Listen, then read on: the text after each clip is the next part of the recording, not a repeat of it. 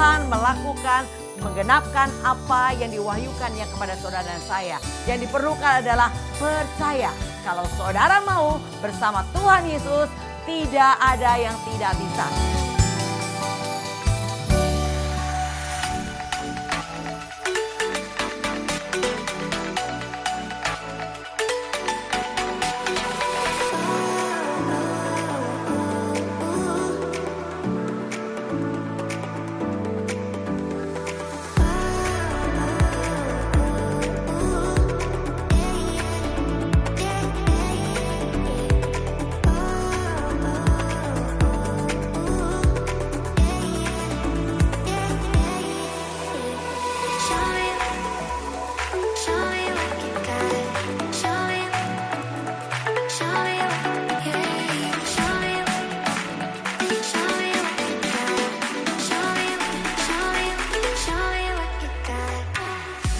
Shalom sahabat Bromo, salam jumpa kembali bersama GOB, Generation of Breakthrough. Hari ini saya akan bawakan satu tema, berani membayar mahal. Sebelumnya mari kita satukan hati, kita berdoa.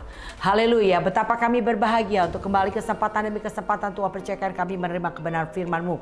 Firman-Mu yang memerdekakan kami. Berbicaralah Tuhan, kami siap mendengarkan. Dalam nama Tuhan Yesus, haleluya, amin. Saudara, ayat bacaan kita dari 1 Timotius 4 ayat 8 sampai dengan 11. Latihan badani terbatas gunanya, tetapi ibadah itu berguna dalam segala hal, karena mengandung janji baik untuk hidup ini maupun untuk hidup yang akan datang. Perkataan ini benar dan patut diterima sepenuhnya. Itulah sebabnya kita berjerih payah dan berjuang, karena kita menaruh pengharapan kita kepada Allah yang hidup, Juru Selamat semua manusia, terutama mereka yang percaya. Beritakanlah dan ajarkanlah semuanya itu. Ya saudara, kita belajar di sini 1 Timotius 4 ayat 8 sampai 11 dikatakan latihan badani terbatas. Artinya mau saudara aerobik, fitness dan olahraga lainnya itu terbatas gunanya. Tetapi dikatakan ibadah itu berguna dalam segala hal. Karena mengandung janji, bahkan janjinya untuk hidup ini dan hidup yang akan datang. Ini kan wow banget ya saudara ya. Tuhan janjikan bahwa di dalam ibadah di situ ada janji Tuhan buat hidup sekarang dan nanti setelah kematian, yaitu kerajaan surga pastinya. Nah saudara, maka dikatakan di sini itulah sebabnya kita berjerih payah dan berjuang untuk apa? Untuk ibadah. Karena ibadah ini tadi berguna dalam segala hal, mengandung janji. Makanya kita berjuang dan berjerih payah. Nah saudara, kita pelajari mengapa kita harus berjerih payah dan berjuang dalam ibadah. Yang pertama tadi dikatakan berguna dalam segala hal karena mengandung janji. Saudara, saya mau kasih ilustrasi begini. Sebetulnya beli blender harga 200.000 ada loh saudara. Tapi saya beli blender nih harganya cukup mahal saudara, jutaan. Kenapa saya beli? Ternyata waktu saya lihat demonya bagaimana bisa buat jus kacang hijau dari kacang hijau mentah. Wah keren ya. Lalu bisa bikin es krim, itu bahannya dari sawi ditambah dengan tape. Jadi es krim rasa alpukat. Wah kan keren ya saudara. Bisa buat bakso, bisa buat selai kacang. Wah banyak sekali kegunaannya. Karena ada berguna dalam beberapa hal ini, saya bayar walaupun mahal harganya. Nah saudara, begitu juga ibadah. Ibadah ini berguna dalam segala hal karena mengandung janji untuk hidup ini, hidup yang akan datang. Kenapa kita nggak mau bayar mahal? Bayar mahal harganya saudara ya. Jadi dikatakan kenapa kita harus berjerih payah dan berjuang, karena dikatakan mengandung janji untuk hidup ini, hidup yang akan datang. Dan bahkan 1 Timotius 6 ayat 6 dikatakan, memang ibadah itu kalau disertai rasa cukup memberi keuntungan besar. Ibadah dikatakan kalau disertai rasa cukup mendatangkan apa? Keuntungan besar. Wah, semua orang pasti cari yang namanya keuntungan besar ya. Dan Tuhan janjikan ketika saudara beribadah, saudara mendapat keuntungan besar. Bahkan dikatakan 1 Korintus 15 ayat 58. Karena itu saudara-saudaraku yang kekasih, berdirilah teguh, jangan goyah dan giatlah selalu dalam pekerjaan Tuhan. Sebab kamu tahu bahwa dalam persekutuan dengan Tuhan, jerih payahmu tidak sia-sia. Persekutuan dengan Tuhan, jerih payahmu tidak sia-sia. Jelas dikatakan begitu ya. Dan Matius 6 ayat 33. Tetapi carilah dahulu kerajaan Allah dan kebenarannya, maka semuanya itu akan ditambahkan kepadamu. Carilah dahulu, yang harus didahulukan, yang harus diprioritaskan adalah kerajaan Allah dan kebenarannya. Ini dulu yang harus dicari. Maka kalau saudara sudah mengutamakan, memprioritaskan Tuhan, maka berikutnya semua akan ditambahkan. Tapi banyak orang salah rumus saudara. Mereka cari tambahannya dulu, nanti kalau ada pembantu saya baru bisa ikut ibadah. Nanti kalau masalah saya beres saya baru ikut ibadah. Ini salah saudara. Tapi ikut dulu ibadah, maka masalah saudara beres saudara ya. Dan itulah yang saya boleh rasakan ya saudara. Saya pernah merasakan nggak ada mbak ya di rumah yang bantuin saya masak. Tapi saya tetap saudara tidak mengurangi ibadah saya karena saya harus memasak makanan buat keluarga. Enggak, yang saya lakukan adalah saya kerjakan, persiapkan malam hari. Pagi hari saya bangun lebih pagi sebelum saya doa pagi. Jadi tetap doa pagi dan makanan juga tetap beres saudara. Nah karena saya menerobos segala rintangan untuk tetap beribadah, maka tambahannya semua akan ditambahkan. Puji Tuhan sampai hari ini selalu ada orang yang bantuin di rumah saya saudara. Nah begitu ya saudara. Jadi bukan cari tambahannya dulu. Dulu pernah saya nggak ada supir. Jadi kemana-mana nyetir sendiri. Walaupun ngantuk saya nggak pernah mengurangi hal yang baik yang saya harus lakukan. Baik untuk menjemput maupun untuk mengantar. Walaupun saya ngantuknya luar biasa. Saya tetap melakukan tugas yang Tuhan percayakan. Dan berikutnya sekarang puji Tuhan, Tuhan kasih supir. Nah begitu saudara. Jadi ingat, bukan cari tambahannya dulu baru bisa cari Tuhan. Salah. Cari Tuhan dulu maka tambahannya Tuhan janjikan bahwa semuanya akan ditambahkan. Kata semuanya apa yang menjadi kebutuhan saudara, Tuhan yang akan menambahkan. Tapi harus prioritaskan Tuhan saudara. Nah ini pelajarannya. Nah saudara, mengapa kita harus berjerih payah dan berjuang dalam ibadah? Tadi kita lihat karena ibadah berguna dalam segala hal, mengandung janji, mendatangkan keuntungan besar dan tidak pernah sia-sia persekutuan ibadah kita dengan Tuhan, serta semua akan ditambahkan. Wow, keren banget sebetulnya, ini janji yang luar biasa. Dan ingat, Tuhan bukan hanya sekedar janji-janji, tinggal janji hanya mimpi itu manusia. Tapi Tuhan berjanji, Tuhan pasti menggenapkan apa yang dijanjikannya itu. Jadi yang membuat kita mau membayar mahal karena ada janji Tuhan yang nilainya jauh lebih besar dari harga yang kita bayar. Saudara, ini adalah pasti. Maka Paulus mau berjerih lelah sedemikian rupa. Kalau saudara baca di dalam 2 Korintus 11 ayat 23 sampai dengan 27-28 di situ dikatakan bahwa Paulus mengalami ada begitu banyak bahaya. Ia dilempar batu pernah ya, kapalnya karam pernah, ia kelaparan pernah, ia mengalami banyak sekali rintangan dalam memelihara jemaat Allah. Tapi tidak pernah saya baca di Alkitab Paulus menyerah, Paulus mundur, Paulus berhenti. Gak ada saudara. Yang bahkan menjadi rema buat saya ketika Paulus dilemparin batu dan dikira sudah meninggal saudara. Dan ketika ditinggal pergi, Paulus bangun lagi. Ngapain? Beritakan Injil lagi di bait Allah saudara. Gak ada matinya ya saudara. Itulah dalam mengikut Yesus. Asal saudara mau dipakai Tuhan, saudara percayalah seperti punya 1001 nyawa. Jadi hampir-hampir aja. Saya hampir-hampir karena ngantuk pagi-pagi jemput-jemput, hampir nabrak gerobak sampah, hampir masuk kali, hampir-hampir doang. Tapi enggak saudara ya. Nah itulah saudara di dalam Tuhan ya, luar biasa ada pemeliharaan Tuhan. Nah saudara, kita pelajari apa saja yang perlu kita perjuangkan dengan berjerih payah dan berjuang atau berani membayar mahal selain ibadah adalah yang pertama, Ibrani 11 ayat 6. Tetapi tanpa iman tidak mungkin orang berkenan kepada Allah.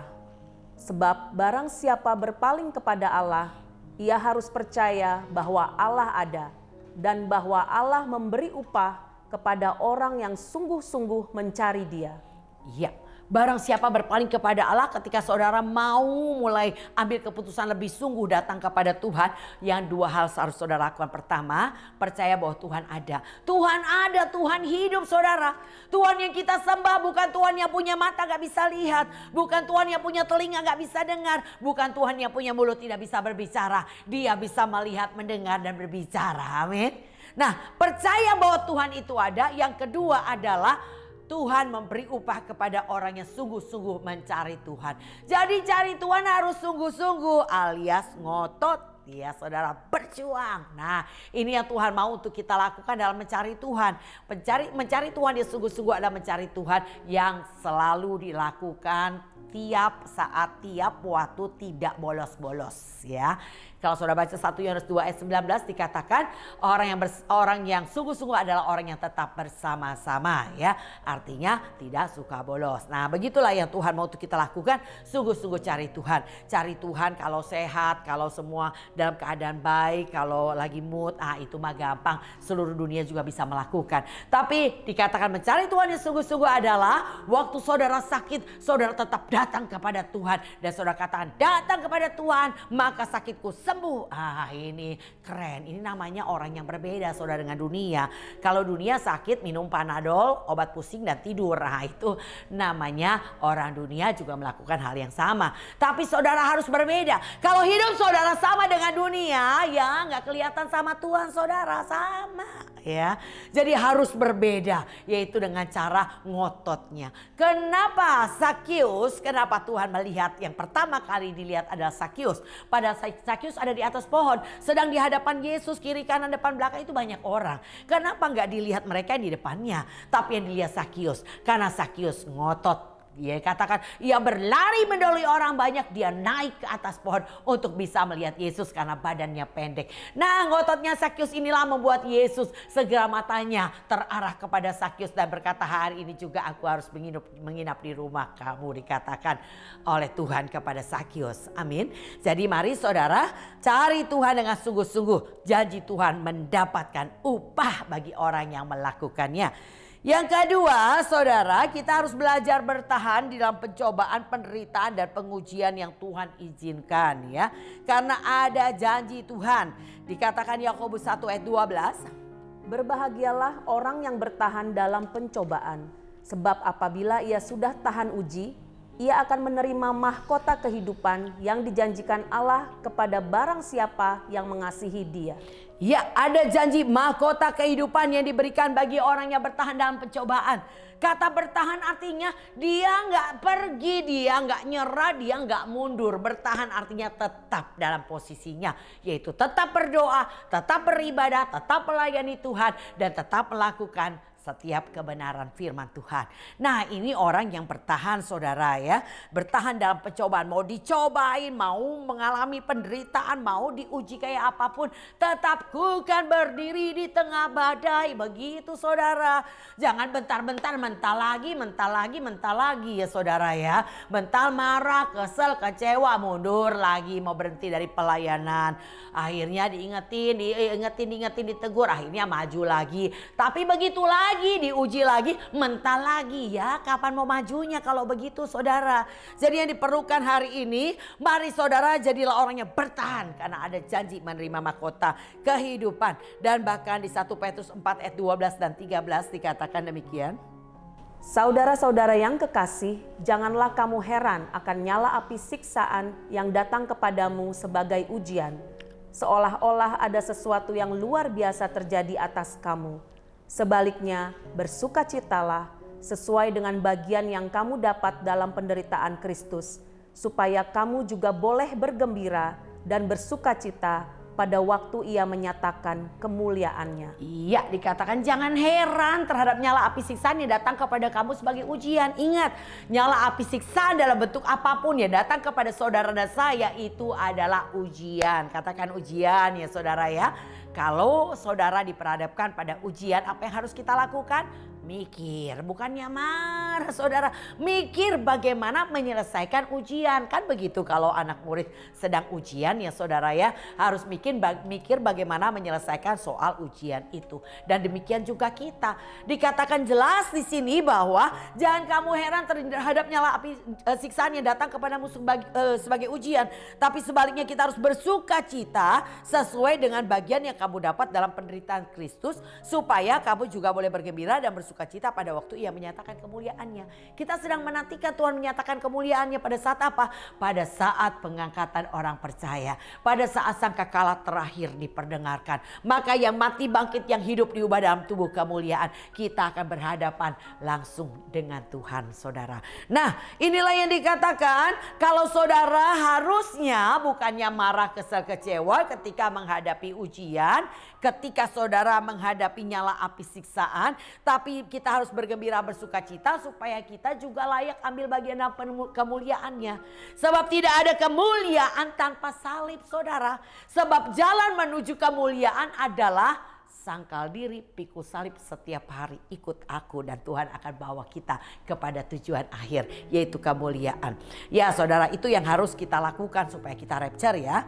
Nah saudara, bertahan dalam pencobaan, yaitu saudara kita baca dalam 2 Korintus 4 ayat 17.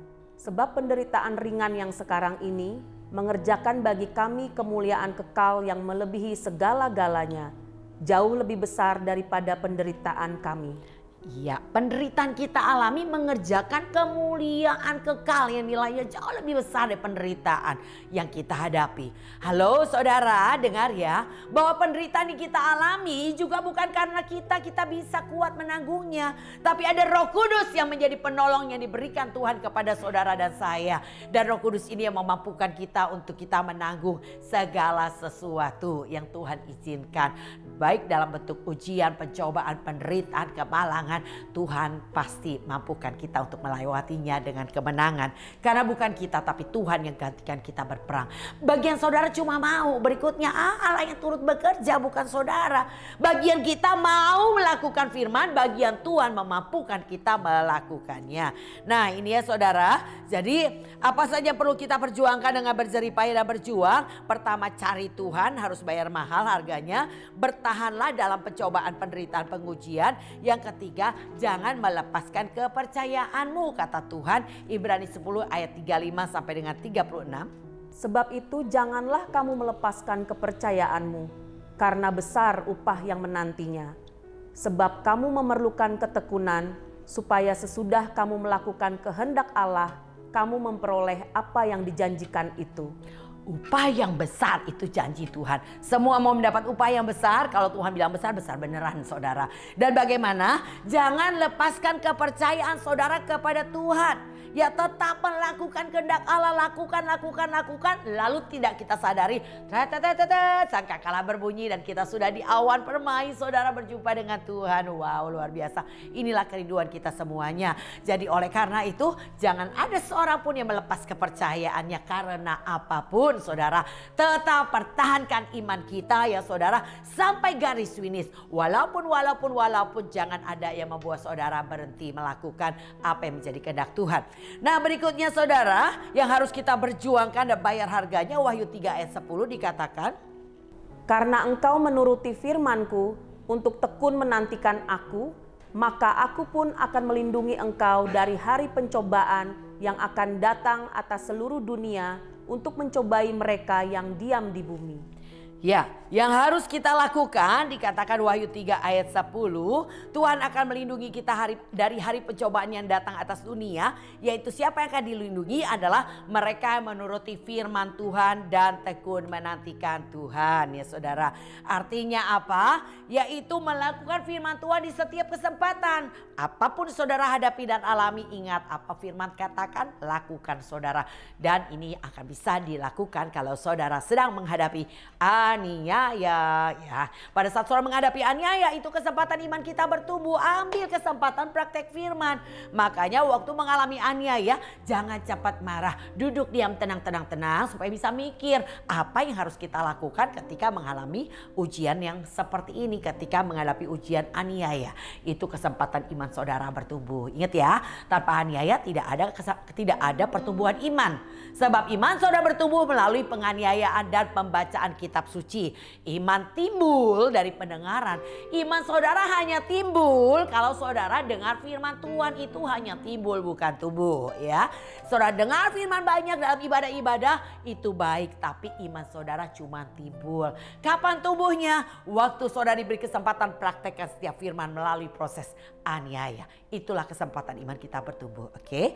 Nah, jadi saudara, kita harus dikatakan menuruti firman Tuhan dan tekun menantikan Tuhan. Di mana kita menantikan Tuhan? Kita percaya 2-3 orang berkumpul, Tuhan hadir. Mari kita nantikan Tuhan dalam setiap ibadah. Di dalam ibadah itu adalah pertemuan dengan saudara-saudara seiman, di mana kita memanggil nama Tuhan, berseru kepada Tuhan, memuji Tuhan, menyembah Tuhan, dan mendengarkan firman Tuhan.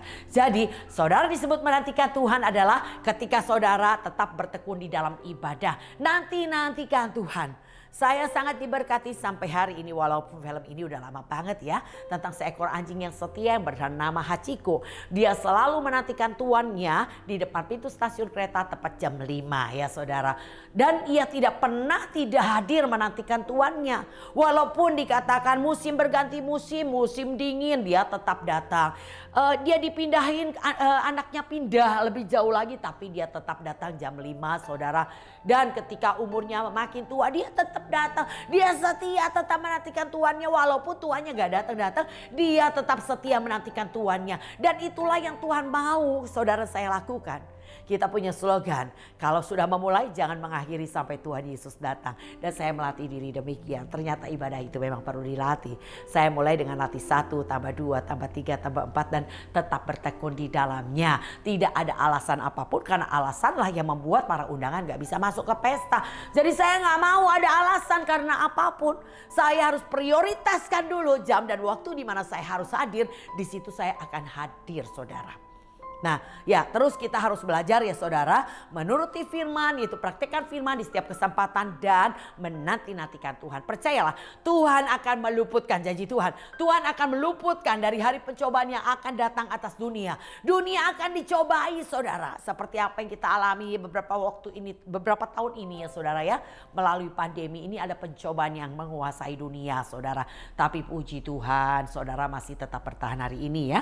Nah, untuk bisa melakukan itu semua kita harus fokus ya. Fokus saudara kepada respon. Harus sesuai dengan kitab suci. Ingat, waktu menghadapi apapun juga di depan saudara, baik masalah berupa pengujian, pemurnian, penyaringan, ingat respon saudara harus sesuai dengan apa kata kitab suci. Fokus saudara harus kepada Tuhan Yesus, bukan kepada orang atau masalah yang saudara hadapi. Ingat responnya. Dan fokus kita harus kepada panggilan surgawi, melayani sampai garis finish saudara. Selesaikan pertandingan iman kita sampai garis finish. Biarlah Tuhan mendapatkan saudara yang dikatakan berbahagialah hamba yang didapati tuannya sedang melakukan tugasnya pada saat tuannya datang. Jadi lakukan tugas yang Tuhan percayakan untuk melayani dia sampai tuntas. Melayani Tuhan adalah kehormatan. Jangan jadikan itu beban bagi saudara, tapi katakan terima kasih untuk kepercayaan yang Tuhan berikan. Mohonlah kepada Tuhan agar kita tetap menjadi orang yang dapat dipercaya untuk melayani dia. Saudara sudah melayani dia hari ini, saudara sudah mengalahkan ada begitu banyak orang, yaitu di dunia ini saudara terpilih. Wah saudara, seorang yang mau melamar di sebuah perusahaan besar dengan fasilitas yang luar biasa indah ya, fasilitas yang banyak, maka saya percaya dia berusaha sungguh-sungguh, dan ketika ia diterima bekerja di perusahaan itu, wah senangnya, bangga banget ya saudara. Dia akan bicara kepada semua orang, oh saya akhirnya diterima, senang banget. Dan begitulah seharusnya saudara. Ketika saudara bisa melayani Tuhan, itu adalah anugerah, itu adalah kebahagiaan. Dan memohonlah kepada Tuhan, kiranya Tuhan tetap mempercayakan pelayanan ini kepada saudara dan saya. Nah saudara, itu yang harus kita lakukan. Kita harus berlari-lari hari ini kepada panggilan surgawi. Wah, saya baru merasakan yang namanya berlari-lari ya saudara. Panggilan surgawi adalah panggilan melalui flyer-flyer yang ada dalam komunitas grup saudara. Diundang untuk doa pagi, diundang untuk persekutuan doa, diundang untuk pemuritan. Nah ini undangannya Tuhan saudara. Karena di dalam ibadah itu saudara sedang berbicara tentang Tuhan. Kita belajar mengenal Tuhan lebih sungguh lagi. mendengar lebih baik daripada tidak. Dan Tuhan berkata bahwa kita harus sungguh-sungguh berusaha menambahkan kepadamu salah satunya pengetahuan. Ini harus kita tambahkan pengenalan kita akan Tuhan. Justru semakin banyak saudara ibadah, semakin saudara dekat kepada Tuhan, semakin saudara dirasakan diri saudara sangat kecil. Tuhan itu besar. Rasanya banyak hal yang kita belum kenali tentang Tuhan. Semakin saudara banyak belajar, semakin banyak saudara baca firman, semakin banyak saudara dengar firman, semakin saudara sadar pengenalan kita akan Tuhan masih terlalu minim, saudara.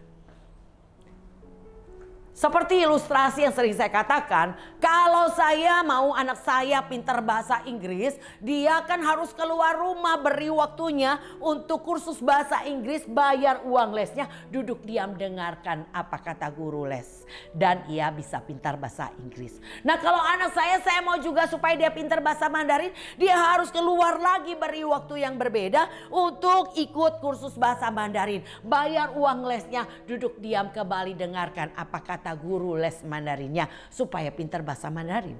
Lalu kalau anak saya ingin supaya dia pintar main keyboard, dia pun harus keluar rumah, beri waktu yang berbeda, pergi les main keyboard, les keyboard, dan dia bayar uang lesnya, duduk diam dengar apa kata guru les keyboardnya dan ia praktekkan. Begitu bukan?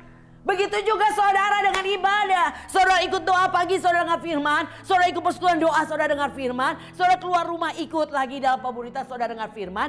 Dah makin banyak saudara dengar, makin pintar saudara mengenal Tuhan lebih lagi. Tapi semakin mengenal Tuhan, saudara akan sadari semakin kita butuh Tuhan.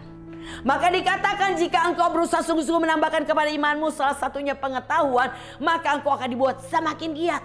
Engkau enggak akan malah bosan ketika banyak datang sama Tuhan. Tapi Tuhan akan buat saudara semakin giat. Amin. Berbahagialah orang yang dipanggil dan dipilih untuk mendekat untuk diam di pelataran Tuhan, kiranya menjadi kenyang dengan segala yang baik. Di rumahmu di Bait Kudus, dikatakan Mazmur 65 ayat 5. Jadi berbahagialah kita yang dipilih dan disuruh untuk mendekat. Karena tidak ada seorang pun yang dapat mendekat kepada Yesus kalau Bapa tidak mengaruniakannya. Kalau hari ini saudara bisa dekat dengan Tuhan karena karunia yang diberikan Tuhan kepada saudara. Karena kemurahan Tuhan masih menyertai saudara. Ingat dikatakan dalam Roma yang ke-11 ayat ke-21 dan 22. Sebab kalau Allah tidak menyayangkan cabang-cabang asli, Ia juga tidak akan menyayangkan kamu. Sebab itu perhatikanlah kemurahan Allah dan juga kekerasannya, yaitu kekerasan atas orang-orangnya telah jatuh. Tetapi atas kamu kemurahannya, yaitu jika kamu tetap dalam kemurahannya. Jika tidak, kamu pun akan dipotong juga. Ya saudara, dikatakan kalau dikatakan cabang asli aja tidak disayangkan, mereka binasa di padang gurun karena kekerasan hatinya. Karena persungutan yang sering dilakukan oleh bangsa Israel, maka mereka binasa semua di padang gurun, saudara. Apalagi kita yang cuma cangkokan, saudara. Cabang asli aja dibinasakan semua, apalagi kita. Maka dikatakan di ayat 22 di sini, sebab itu perhatikanlah kemurahan Allah dan juga kekerasannya, yaitu kekerasan atas orang yang telah jatuh, tapi atas kamu kemurahannya, yaitu jika kamu tetap dalam kemurahannya. Jika kamu tetap dalam kemurahannya. Kemurahan Tuhan adalah ketika saudara bisa layak mendekat kepadanya. Kemurahan Tuhan adalah ketika saudara bisa layak melayani Dia. Ini adalah kemurahan Tuhan buat saudara dan saya. Kalau saudara tetap di dalamnya, maka percayalah saudara pun layak menerima janji, yaitu kehidupan kekal. Mari saudara, kita punya slogan, bayar harganya, nikmati hasilnya. Gak mungkin saudara gak bayar harga dan saudara tahu-tahu masuk surga. Gak mungkin. Bayar harganya, nikmati hasilnya. Bahkan semakin besar masalahnya, semakin juga dahsyat kemuliaan yang saudara lihat. Dahsyat masalah yang dialami Sadrak, Mesak, Abednego, dia masuk ke dalam perapian yang 7 kali lebih panas, tapi kedahsyatan Tuhan dinyatakan. Bagaimana dikatakan tidak selai rambut pun yang terbakar. Jadi oleh karena itu hadapi saja ujian apapun sebesar apapun yang ada di hadapan saudara. Hadapi, ingat kita punya Tuhan yang hebat. Kita punya Tuhan yang dahsyat, bukan di luar, di dalam saudara dan saya. Dia pasti akan tolong kita. Mari saudara, kita akan satukan hati, kita akan berdoa. Mari bayarlah mahal hari ini selagi masih ada kesempatan untuk membayarnya. Mari angkat tanganmu, saya akan berdoa buat saudara. Terima kasih ya Tuhan untuk firman-Mu yang telah Tuhan sampaikan bagi kami hari ini, di mana kami belajar untuk kami berani membayar mahal untuk mengikut Tuhan, sebab kami tahu ada janji, ada kemuliaan yang Tuhan sediakan bagi kami. Mampukan kami, dan kami percaya bersama Roh Kudus kami akan mampu membayarnya. Di dalam nama Tuhan Yesus, segala hormat kemuliaan kami kembalikan. Haleluya, puji Tuhan. Sahabat Penobos, tetap saya mengundang sahabat Penobos untuk bergabung bersama kami di dalam komunitas pemuritan GOB. Saudara boleh catat nomor di bawah ini, dan saya akan kasih link kepada saudara yang rindu untuk bergabung bersama-sama. Tuhan Yesus memberkati, tetap semangat dan antusias. Salam GOB.